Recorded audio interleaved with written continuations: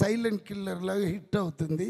ఎలా చెప్తున్నానంటే, నేను ఇప్పుడు ప్రభాస్ గారి సినిమా షూటింగ్లో ఉన్నప్పుడు లాస్ట్ వీక్ ఫోన్ వచ్చింది, ఒక 1 day షూట్ ఉంది వస్తారని.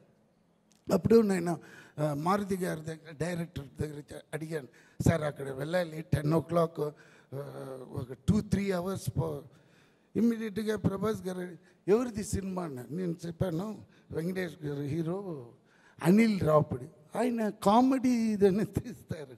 సార్ కామెడీ సినిమా కాదు, ఆల్రెడీ హస్ డన్ 1 film, అది బాలయ్య సార్ది, అది భగవంత్ కేసరి, అది పెద్ద మాస్ హిట్ అయింది. అది సార్ ఆ డైరెక్టర్ వెరీ గుడ్ అన్నాడు. అదేలానే ఇది కూడా మాస్ హిట్ ఇది సార్, నువ్వేం చేస్తున్నావు? నేను చెప్పాను ఇలా పార్టీ ప్రెసిడెంట్. ఓకే ఇమ్మీడియట్గా మారుతి పంపించాడు నన్ను. ఆయనతో నాకు కాంబినేషన్. ఈవెన్ దో అనిల్ చెప్పిన వెంటనే మారుతి గారు వెళ్ళండి సార్ మీరు, అది లాస్ట్ డే ఫిలిం ఇమ్మీడియట్ రిలీజ్లో ఉంది.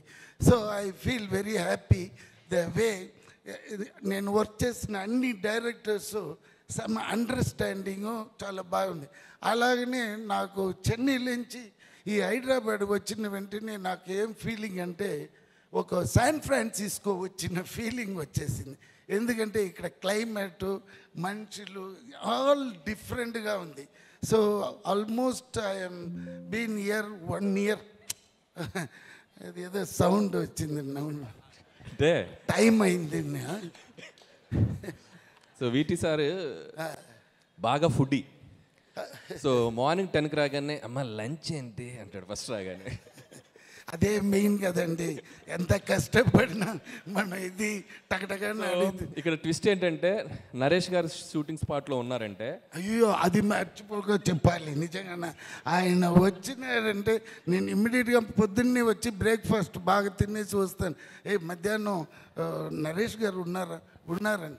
ఎందుకంటే థ్యాంక్స్ సార్, అందరికీ ఇంట్లో నుంచి తీసుకుని వస్తారు. ఇంత పెద్ద బాక్స్లో బిర్యానీ, అది ఇది చాలా ఇంట్రెస్టింగ్. మీరు చెప్పండి. సో లంచ్ బ్రేక్ ముందు షార్ట్ పెడితే వీటి సార్కి ఒక డైలాగ్ మాడ్యులేషన్కి ఒక స్పీడ్ ఉంటుంది. అంటే ఫర్ ఎగ్జాంపుల్, సంక్రాంతికి వస్తున్నాం January 14th, నేను అడుగుతాను సంక్రాంతికి వస్తున్నాం January 14th, అవల స్పీడ్ వేనమ్మా, ఓకే సంక్రాంతికి వస్తున్నాం January 14th, అదే స్పీడు. సో కరెక్ట్గా లంచ్ బ్రేక్ ముందు మాకు పడుద్ది అన్నమాట. ఇద్దరు అమ్మ ఇది బ్రేక్ తర్వాత చేద్దామా, తిన్నాక స్పీడ్ వస్తుంది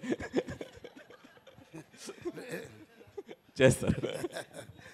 అది తర్వాత Meenakshi very brilliant and good looking, మీరు చూస్తేనే తెలిసిపోతుంది.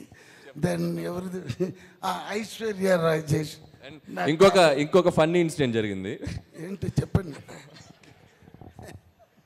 షూటింగ్ స్పాట్లో ఈయన అమ్మ గన్ ఏంటో తెలుసా నీకు అన్నాడు. అంటే వినాలి ఇది సార్, వినాలి. అయితే నేను గన్ ఏముంది సార్ అంటే, మా రియల్ గన్ తెలుసు అన్నాడు. అనగానే నరేష్ గారి దగ్గర లైసెన్స్డ్ గన్ ఉంది, అది మాకు తెలియదు అది రియల్ గన్ అని. సో ఆయన సూట్ కేసు నుంచి తెప్పించారు, ఇంత చిన్న గన్, అది ఇంతే ఉంది. సరే తెచ్చి నా చేతికి ఇచ్చారు. ఆయన ఇవ్వగానే అది గన్ను కాదండి, ఒరిజినల్ ఇటాలీ మాఫియా గన్, అది ఒరిజినల్ గన్ను. ఆయన సూట్ కేసులోంచి తెస్తే మామూలు గన్నే కదా అని చెప్పి నేను తీసేసుకుని నేను వైపు ఇలా పాయింట్ చేశా ఇలానే. ఇక నరేష్ గారు ఏ అని చెప్పి లాగుతున్నారు. ఉండండి సార్ లాక్కొని పక్క తీసుకెళ్ళి బుల్లెట్ మ్యాగజైన్ తీస్తే రియల్ బుల్లెట్స్. సో ఒక్క సెకండ్ అది ఫెదర్ టచ్ అంటే టచ్ అయితే వెళ్ళిపోయిందంట బుల్లెట్. సో వీటి సార్ లాంగ్, మీకు చాలా ఫ్యూచర్ ఉంది. అంత దూరం వద్దే కానీ, బట్ నేరో ఎస్కేప్. మాకు దానిలో ఉన్న ఇది తెలీదు. అప్పుడే ఆయన చెప్పారు, సార్ అది ట్రిగర్ చేస్తే ఎలా అని చెప్పారు. సార్ ఎస్కేప్ అయ్యాము, లేకపోతే ఇద్దరు A1 A2 లోపల ఉండే మనిషి, నేను ఎప్పుడో పోయినాను.